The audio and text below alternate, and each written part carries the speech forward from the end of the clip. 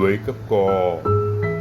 True and false wisdom discussion is the beginning of every work, and counsel precedes every undertaking.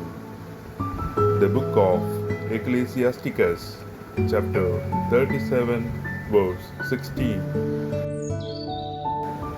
ചിന്തയാണ് എല്ലാ പ്രവൃത്തിയുടെയും ആരംഭം. എല്ലാ ഉദ്യമവും ആലോചനയുടെ തുടർച്ചയാണ്.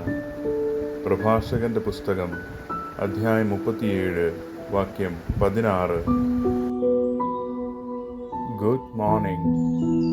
ലൗദേത്തോ യേശുസ് ക്രിസ്തുസ്.